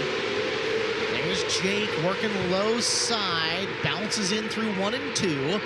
Porter trying to figure out a way to hold him off. Jackson Porter out of Arizona. California for Andreotti, who enters in the middle, looking for a lane around, but Porter's still really good in front of this field. Oh, Porter just missed his entry there just a little bit. Here comes Andreotti, the 8-time winner this year in midgets, 360 sprints and micros, little contact. And Jake Andreotti now to the point of the field. We'll try to play a little defense in 3 and 4, and the 6-time A-Main starter will take over the top spot with 2 to go. Look for him to get his sprint car career really jump-started this year to Andreotti, as we've got a caution flag, the 51M of Moss around in the turn. Rustin Moss, your spun-out car on the inside. We'll kick things up top to a Joe's Racing Products interview in Earl Hoon. Thank you, guys. Yeah, Phoenix, Arizona driver Colton Hardy, winner of heat race number 10 here this morning. We were just talking about the track. It looks like the track is starting to go through a little transition phase to where it looks like the top side is really starting to be the preferred line. Yeah, it's starting to, the bottom's starting to give up some, where if you can stick it up against a berm, it's not horrible, but just your momentum that you can carry kind of just middle up right now just seems to be a little bit more dominant. So we drew a kind of shitty pill there and drew a 10, so did the best we could here, so hopefully get it in a qualifier here later. Colton Hardy, guys, like he says, hoping and praying that he made enough points to go into a qualifier. It's just so difficult this year, Caleb, with the amount of race cars. Almost 490 in this class, that a 1-to-1 typically was a guarantee. Not so much. It's more of a death knell here than it is at the Chili Bowl Nationals, but if it gets you into a qualifier, you got to have a monster qualifier. Yeah. So pill draw does still matter here in Tulsa as we're back to action. We've got 6 down and 2 to go. Up front, Andreotti leads, Porter second, McGimpsey still third. And then a battle for 4th with J.R. McCutcheon trying to hold off Kyle Busch, who's moved around a little bit. Top side in 1 and 2, went bottom 3 and 4. We'll go bottom in 1 and 2 here, just trying to find a lane. And that's by the way, Brian Ward corrected me. His Outlaw car is the Storm. This is the Hyper chassis that he's run before. And around the outside of McCutcheon, he'll go here at the checkered flag as Jake Andreotti picks up the win. Porter second, McGimpsey third. And at the stripe, they're going to give it to McCutcheon for 4th, so Kyle Busch to 5th. Who had gone from 10th, by the way. So McCutcheon, that's a 109-point run for him. Andreotti came from 8th. He is your new high scorer at 135. Jake Andreotti, top of the charts for the driver out of Castro Valley, California. Scratch off race number 11. As you can see, the Cool Motors ramp cam here at the Tulsa Shootout. Ty Halsey and Ethan Wicker making up row number 1. Justin Zimmerman and Cole Schroeder in row number 2. Eric Bartlett and Robert Lee in row number 3 from Beer Bottle Crossing, Idaho. Okay, that might be the coolest town name. Calvin Journey and Taylor Hart, no relation, row number 4. Colton Key and Josh Conover making up row number 5. Heat race number 12, Ty Halsey, a Focus Midget champion here. Back in the day when the Focus Midgets ran, he has got your early race lead. Ethan Wicker just didn't get up on the wick there at the start of the race. He'll try to get this car back to full song and challenge around the outside for your race leader, Ty Halsey, and he's got a big wave of momentum this time off of turn number 2 in this battle for the lead. Battle for 3rd behind Justin Zimmerman, trying to make something happen with Cole Schroeder. I love this part of the day. Track's getting racy. We got multiple lanes to roll around as there is Wicker hiking the left front up as he leans Sims on the right rear coming off the corner. He's got the top spot. Schroeder sits third. Schroeder, busy year for him. Yeah. Running wing 360s in California for most of the year. Followed the SCCT. And should be one of the candidates for 360 Rookie of the Year, I would think. So yeah, an excellent debut season. Wicker, Halsey, Schroeder. Zimmerman in that fourth spot trying to hold off Colton Key, one of California's brightest young up-and-comers. He sits position 5 at the moment and looking to sneak forward another spot. Look at the line now, starting to move up to that second groove. All 4 and the 3 and 4 were running kind of that outer lane. The moisture starting to move around a little bit here on the Expo Raceway as Schroeder continues to hound that second position. Also has to play a little defense here on the white flag lap.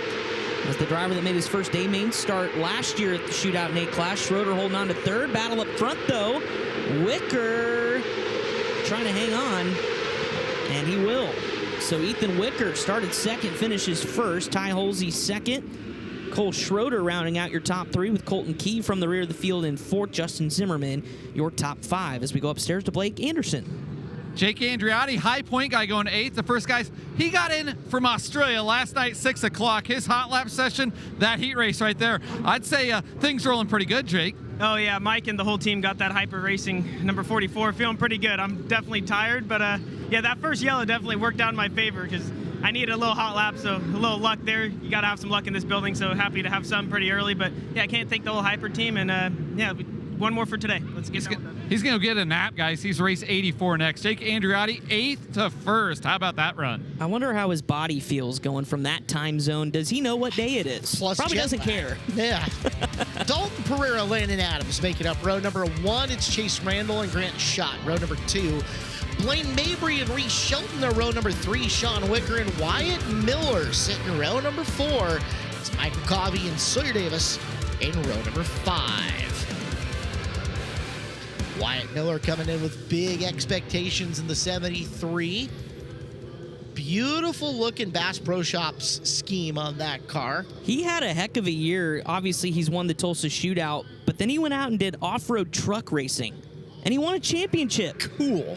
I mean, talk about young phenoms in just about anything. He's won limited late model races on pavement.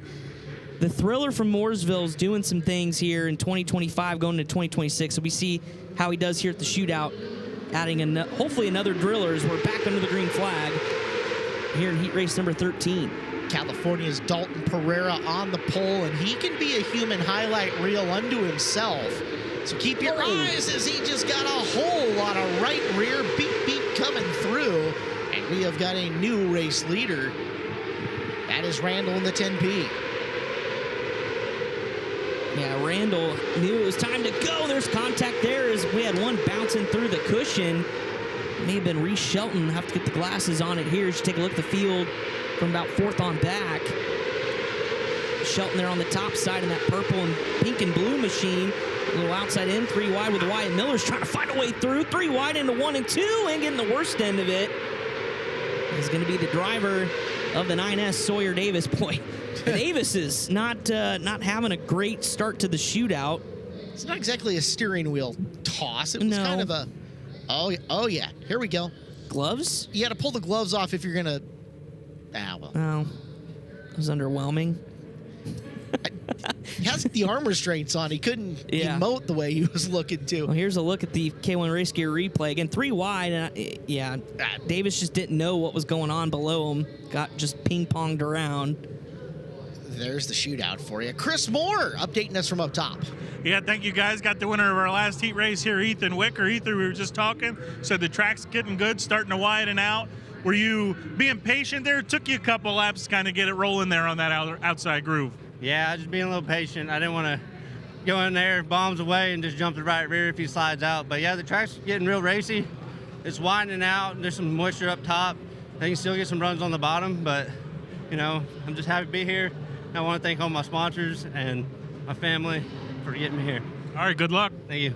There you go, guys. Ethan Wicker, a heat race win here this morning. Still trying to clean up the Davis machine now that it's on the hook. cleanups. Checked in with our good buddy Brian Walker, Walkipedia. So kind of where we're trending, this is according to Brian, we're about looking at the 97-ish point cutoff for a qualifier. Wow. And that is up by at least 5 or 6 points. That means second to second wouldn't make a qualifier right now. And it's early.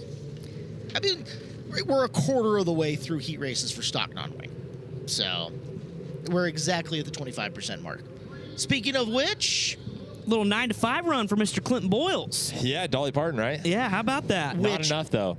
92 points would put you on the outside looking in right now. That's right, unfortunately. One more spot. But One more. there wasn't really one more spot to be taken there in your heat race. Not without running into more people than I already did.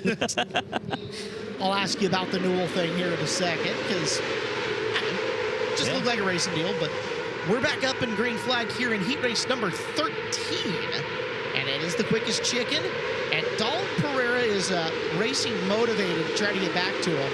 Yeah, got fed a right rear a little bit there on the initial start through 3 and 4, and Dalton is absolutely just sending it 3 and 4 right now, trying to keep pace. As you look back a little bit farther in the field, Reese Shelton and Wyatt Miller behind the 88L of Layden Adams. That's 5th, 6th, and 7th. Miller's got to get on the hammer here. There's not a lot of time to make some points, although, hey, just got given a spot. Not bad. Miller to the inside, looking for another position going into turn number 1. This is for the lead. As we come to the white flag one more time around, Randall and Pereira will send this. Eyes up for the lead. Down to the bottom, it's a slide job from left field, and it comes up short as Randall will take the win with ease. 3-1 for the quickest chicken in heat race number 13. You should take a look at your unofficial finishing order. Randall, Pereira, Wicker, 1, 2, and 3. So we got more lined up in the ramp. Well, Clinton Boyles. How was the racetrack? Man, heat race number 7, I was kind of surprised. Yeah, it was racier than I thought it was going to be, honestly. I figured we'd be really wet to start the day, and it kind of, started to open up there, and I felt like I was like one heat race away from really having a second top groove or a bottom groove, and track crew's done a great job. Track's been racy early on for sure. Well, let's take a look. This is you. And in through the corner, Jeffrey kind of hops up there. Not much he could do. Yeah, like I'd ran to the inside of Jeffrey probably 2 or 3 times prior to that, and just felt like he knew he was there, and he never really closed the door. And finally, it's one of those like I got to go. I owe it to my guys and my team to make every move I can, and I didn't feel like I junked him in any sort of way. And I know he wasn't happy, but there's going to be people way more mad than that by the end of this week. I can guarantee you that. We've not seen not way at me, I hope, not at me, just in general. We've seen way worse already. So green flag is out. This is heat race number 14 on the grid.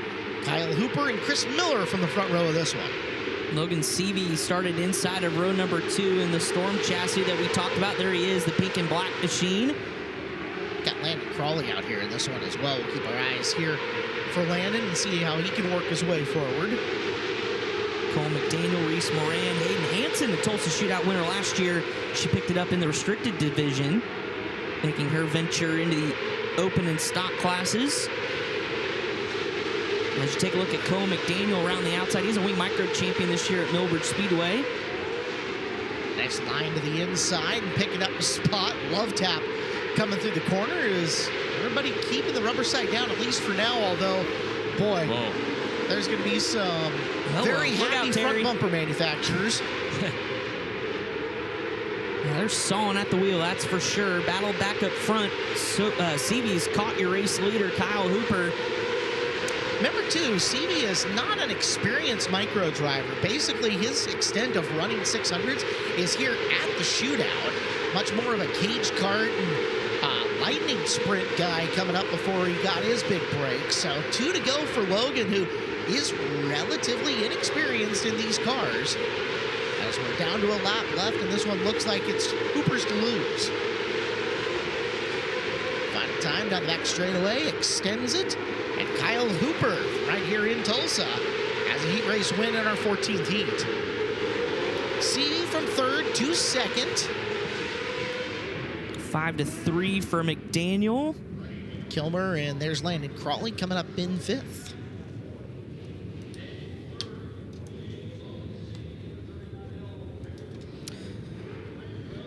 Top of the ramp we go with another Joe's Racing Products pit interview. Yeah, guys, got the Cookus Chicken here. High Limit regular Chase Randall with me. Started 3rd, but there was a little bit of contact with the lead. Walk me through that.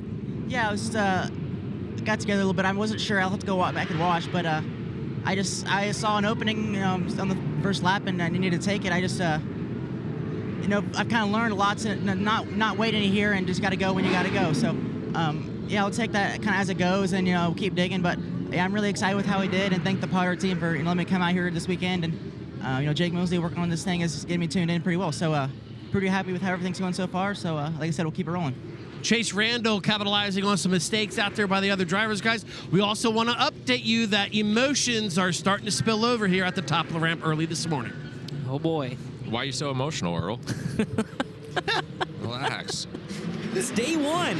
Green flag is out for heat race number 15. And Mitchell Cooper, Michael Facinto on the front row, and this one's going to come back. We got one facing southbound in the northbound lane. It's the 27 of... It's Cooper, your pole sitter. Yeah. Well, Cooper was going to get squeezed there. Brady Amos had jumped out of line and actually had a pretty good run coming down the front straightaway. So, and there's Amos sneaking his way through, and Cooper gets the worst of it. Clean, I should say, from Amos. Didn't look like he got a whole bunch of the front of him, but... Yeah, I think that's Chris Smith's C44 that had contact there into turn 1. Clinton, I thought it was interesting. Chase Randall talked about you got to go in this building, and you have to train yourself that, this isn't any kind of normal race. What is it like as a driver, especially you starting at the back end of the field? It's a bit nerve-wracking. You don't want to create too much chaos for yourself because it's easy to get yourself turned around or spun out, and they do use the black flag here, so you don't want to get overly aggressive, but at the same time, you can't afford to, leave any door half open. You gotta knock through it and make yourself opportunities. And we're on race 13 of 400 and some odd races this weekend. If you do a little bit here, a little bit there, the guys are gonna forget about it, and by the end of the week it'll be game on and you're in a good spot. Michael Facinto this time ends up in the lead, the 26, rocketing out to the top spot, gives second to Amos.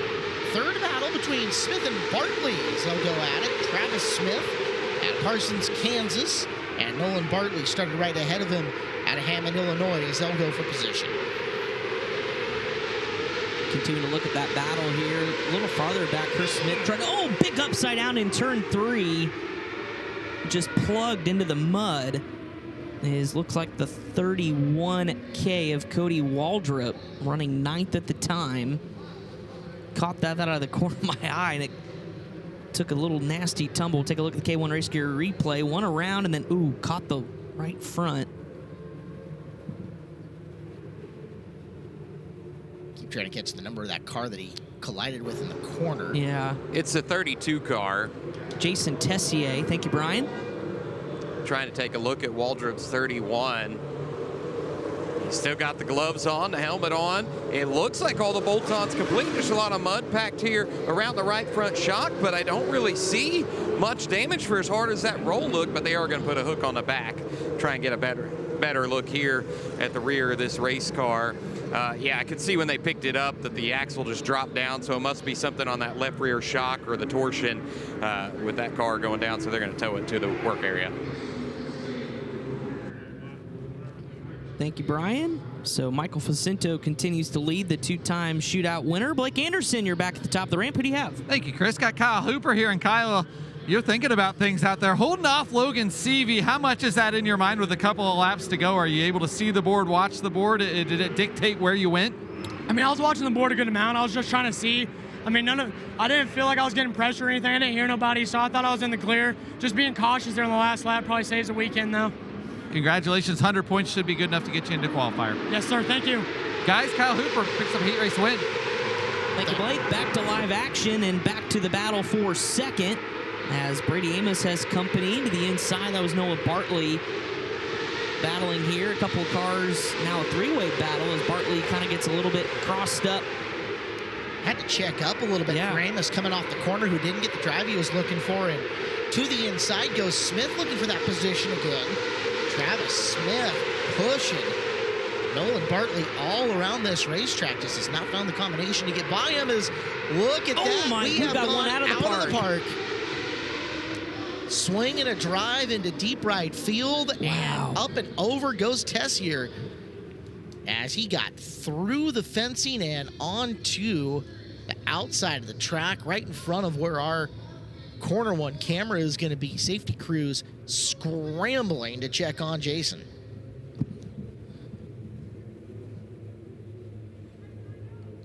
Brian's made his way over to the scene, and as soon as we can give you an update, we will do so. But caution flag out here on the Expo Raceway for the time being here in heat race number 15 of Stock Non-Wing. It was almost a miniature version, shades of Tim McCready. Just the way that car just end over end then cleared the fence, or cleared the wall. So it's still yellow lights on, but the cars are stopped on Raceway out in front of our cars. With that, let's take a commercial break, a timeout here from the Expo. We'll be back with more live coverage of the 41st Annual Hyper Racing Tulsa Shootout, powered by NOS Energy Drink on FloRacing.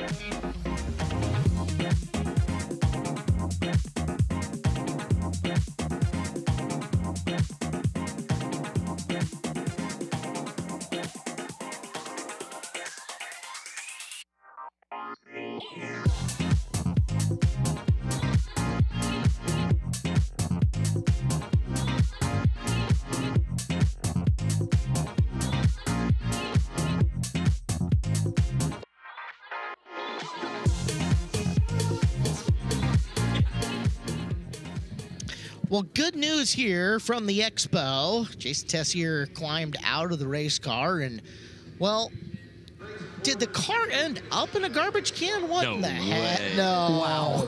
Wow. Brian, you have got an interview as they pull the Tessier car from the trash? Actually, guys, this was not Tessier. This is Gabe Zahner in the 32Z that went through the fence and landed. It's basically a dumpster here, kind of a lift bucket here. The car landed in the trash. Hopefully, they can pull it out and recycle what was left of it, what survived. But thankfully, Gabe is able to crawl out. They had to take the body panels off because the top of the cage was pointed against the wall of that dumpster you were sitting in. Took a minute to get you out of the race car. How you feeling?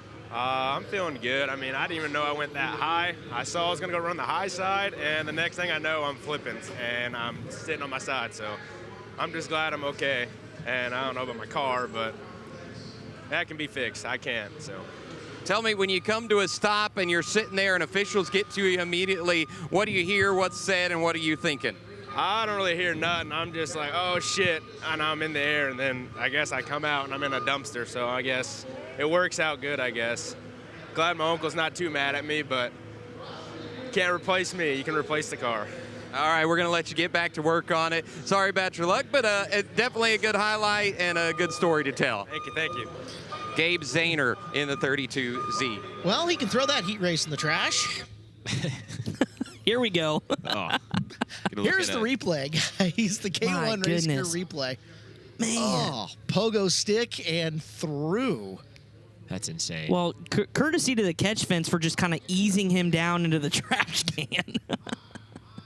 Incredible how quick the crew is out there also and prepared enough to be able to pull body panels off in a hurry like that to get him, removed from the car. Now we get to see him go to work on the fence. I know a couple of our guys were at the Dome with the late models. I don't think we sent any late models through the fencing this year at the Dome, but they sure tried though. Yeah, the way the way these track crews are prepared for all this stuff is pretty incredible. Blake and Chris were both at the Dome, so they could tell us they're probably up there trying to calm Earl's emotions down. We are.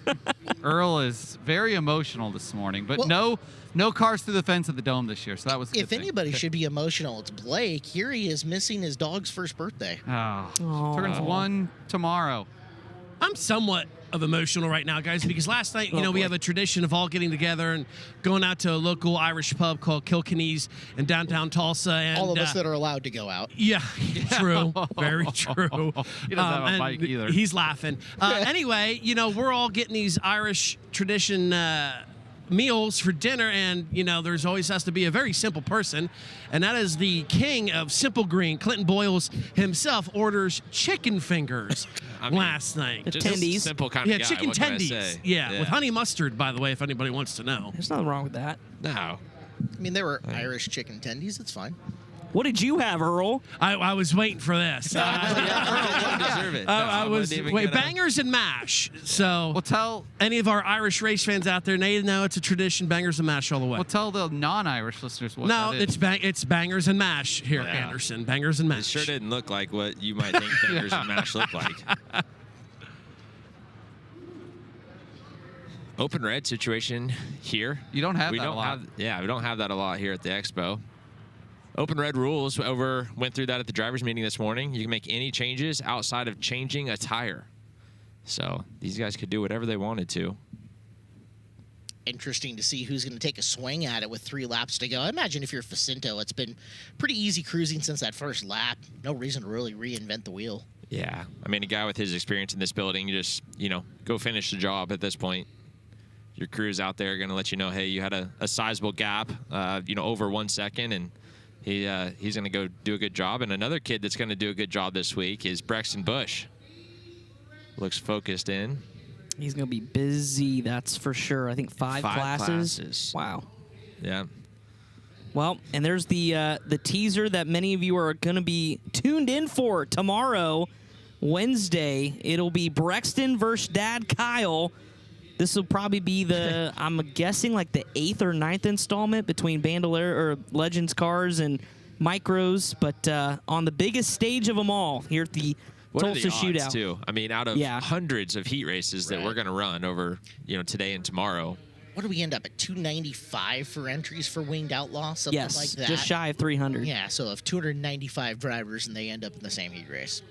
Although we always used to joke that, whatever group of drivers was traveling from wherever, inevitably you'd end up in the same heat race as somebody that you ended up in a trailer with, right? So with so many cars and random draw, weird stuff happens.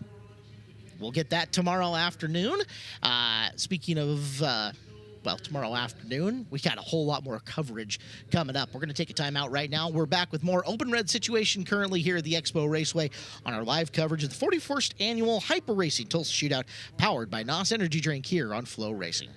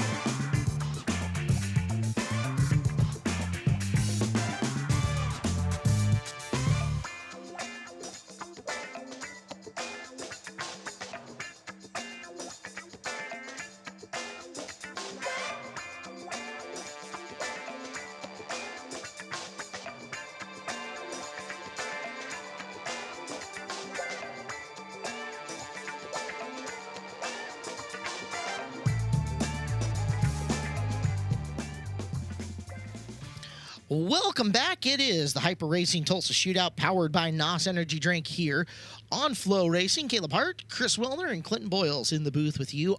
Open red flag conditions in corner number 1 as Gabe Zahner tore the fence down, went through the fence and into the garbage can. Good news, he walked away.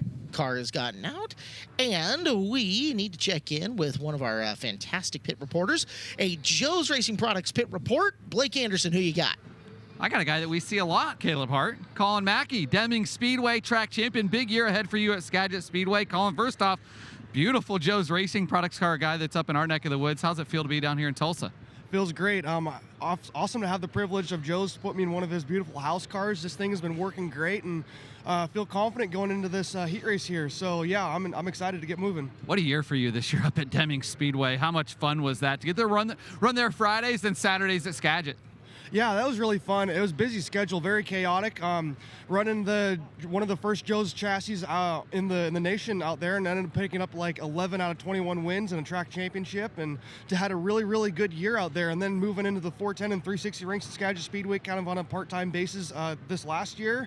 Kind of set me up for a full-time 410 season this year with some 360 shows in between, so I'm excited. We're excited to have you. That 410, I feel like it suited you best. You darn near won a local show at Skagit this year.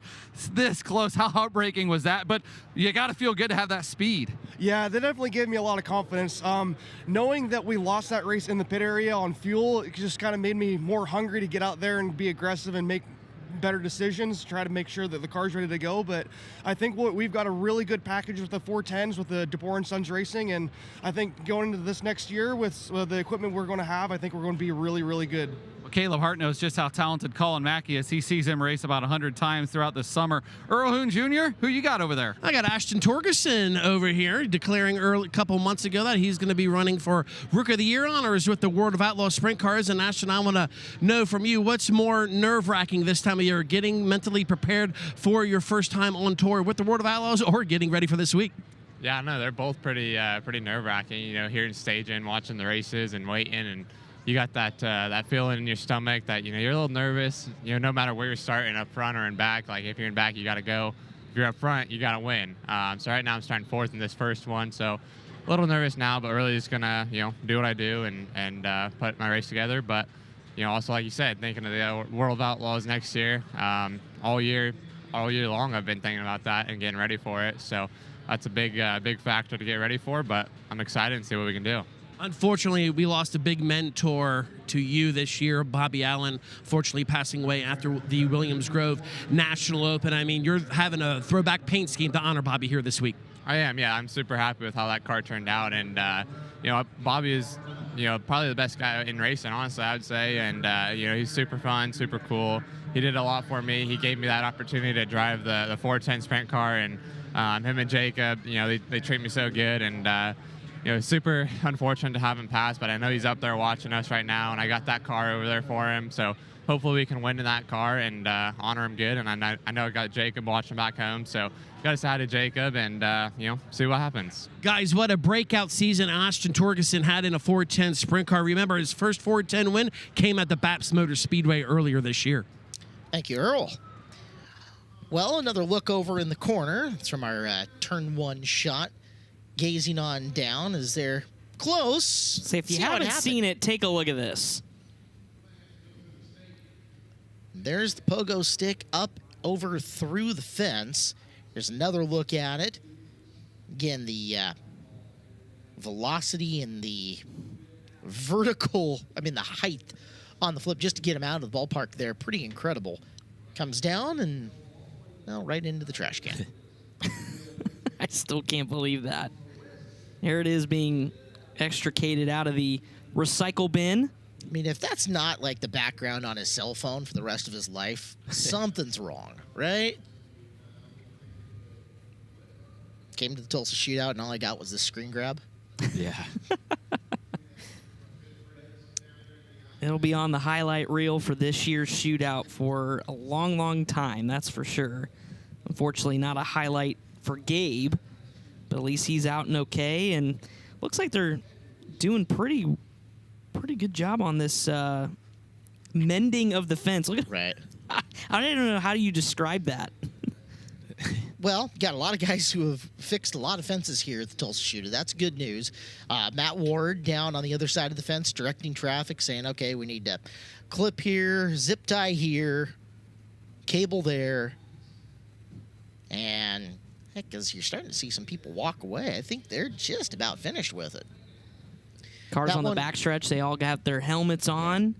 Engines have fired, so I think we're pretty close. That one officially adds the iBox Springs Flip Count. Flip Count is back, and it is brought to you by iBox Springs. Big thank you to them. We've got a lot of great, 22, that climbed quickly. A lot of great associate sponsors that are with us here this week. Of course, Hyper Racing, our title sponsor, and NOS Energy Drink, our presenting sponsor. All the interviews are Joe's Racing Products, replays, K1 Race Gear. iBox Springs on the Flip Count, our Speed Shot cameras. Those are Rod End Supply. Ghoul Motors on the Ramp Cam. There's your Rod End Supply Speed Shot from over there in turn number 1. They're pretty now. Wait till the end of Saturday. They get pretty beat up. Some of our PAs and guys like that having to go out, re-rig, and re-wipe down those cameras at every opportunity. Ghoul Motors on the Ramp Cam. Our pit camera is Flying A Motorsports. And we'll get a past winners graphic at time coming up, and that'll be courtesy of Driven Performance and D1 Chassis as well. Additional broadcast partners, TJ Forged, Factory 14, Race Car Engineering, Fuel Tech, and Competition Suspension. Thank you to everybody who's here bringing us the Tulsa Shootout 2026 version.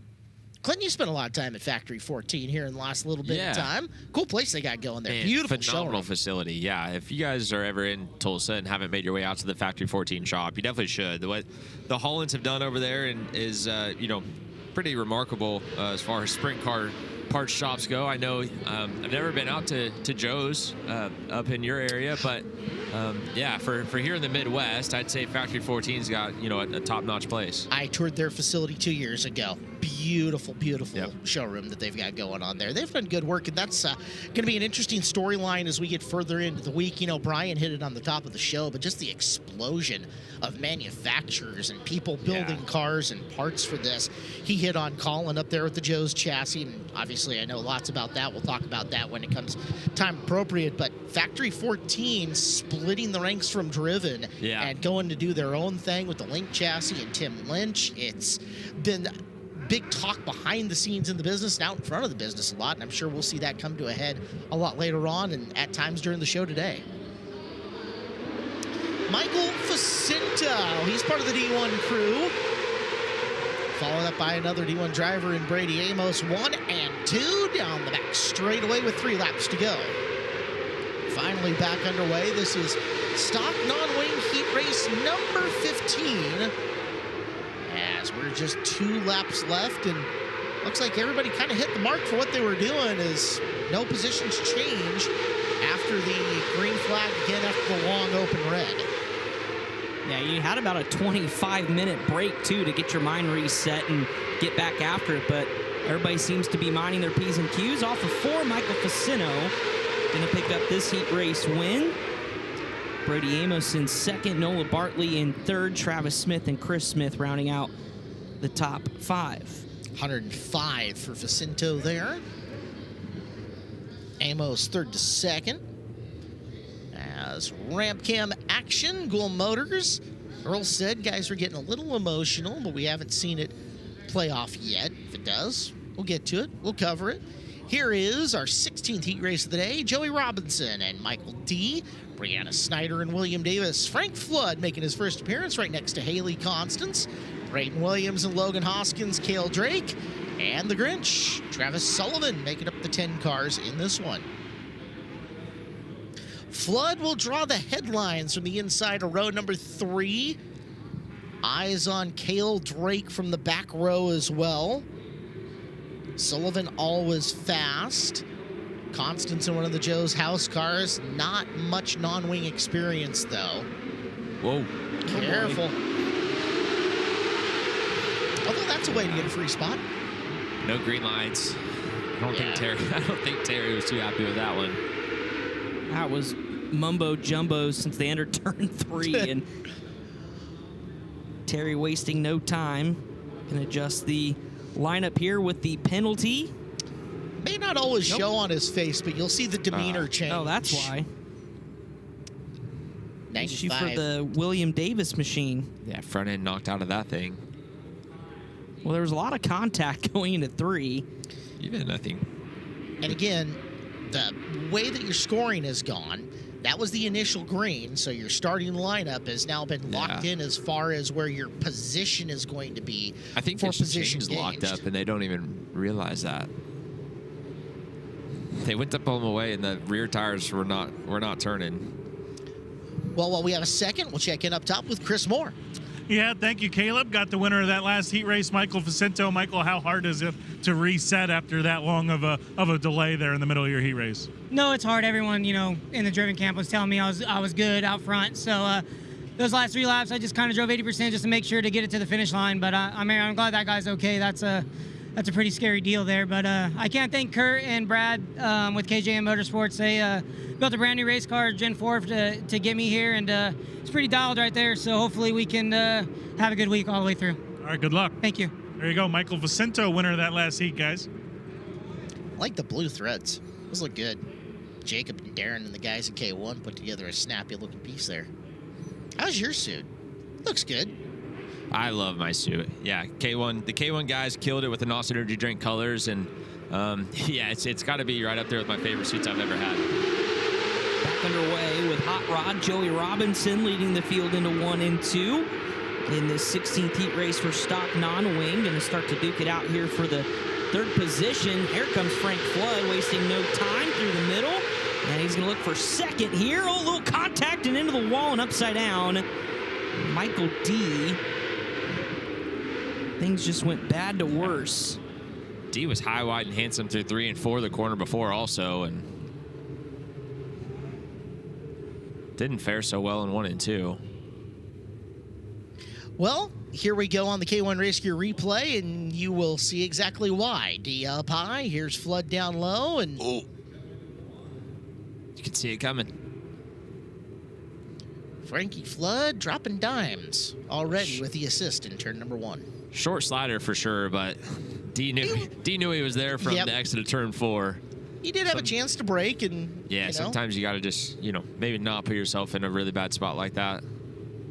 But if Flood does peel to the bottom and you circle the top, then maybe you feel really good. Brian's down there. See if there's any damage on the 45. Yeah, they're going to put the hook on the front of this race car. The left front has a lot of damage to it. The axle's bent, and the radius rod, the tie rods, everything on the left front is bent, the shock back. So the 45D will be done for the heat race. Thank you, Brian. Factory 14 sponsored tow rig. Didn't toss the steering wheel, but I'm sure that he is less than pleased. Full run of beadlocks around the wheels on his car, too. He came prepped for war. Yeah. So Flood up 3. Cale Drake looks like he's made it up 3 spots up to the 6th position here in the early goings. That's what you got to do. Sometimes it's when you start at the back of the field, you make up a couple spots, get a lucky caution, kind of get you a reset. And only 1 lap in. 7 to go. Yeah. Still lots of time. Green back out. Big move to the inside and sneaking up a spot. That's Cale Drake. Working inside now. They're 2x2 further back in the field. Sullivan starting to climb. As Travis Sullivan started 10th. He's up to 5th. Keep an eye on that good point scoring run. On the right-hand side of your screen, that's Haley Constance working the high groove. She's climbed back up a couple of positions, but she's got a rally. Has fell back in the early going. Again, we do not race wingless up in the Northwest at all once a year, so experiencing that hard to come by. As go to the left-hand side of your screen, guys. That's a great battle going on. Yeah, Flood working outside in big time in 3 and 4. Kind of surprised he's not throwing the slider in 1 and 2. I feel like he could really force the issue on Robinson if he wanted to. This time inside into turn 3 and going to make the pass stick. Robinson will concede the position, but going to continue to pound the top here in 1 and 2. As they'll come back around, they'll see the white flag. Frank Flood continue to lead. How about this battle up here? Constance worked her way back to 5th. Nice run, Haley. Fortunately, it's not going to be a great scoring opportunity. However, got a rebound somewhere as Frank Flood takes the victory. Robinson in 2nd.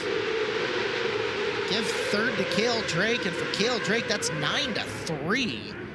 So Flood goes 5-1. That's worth 120. That's a top 6 scoring effort so far.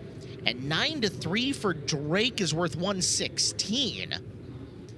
So some big numbers getting thrown up there in heat race number 16. And the Grinch, Travis Sullivan, a 10-5 run too, was pretty stellar as well. As we look at heat race number 17, Joe's Racing Products stock non-wing, Carlos Stevens on the pole, Cole Esgar in the outside of the front row, Jace Randolph and Max Crabtree making up row number 2. Starting 5th today will be TJ Stark in the 00T to the outside of TJ, Josh Marcham in the HJ, JD Stauffer and Mary Early in row number 4 with Chase Alvarez and Jacob Lucas rounding out your 10-car field. Esgar, a driver who follows the Now 600 series. He and Kaylee Esgar was a feature winner here. So they'll work off the front. The green flag is out. It's a good start by Cole. Chase Randolph, one of the locals, trying to make his way up and through. Off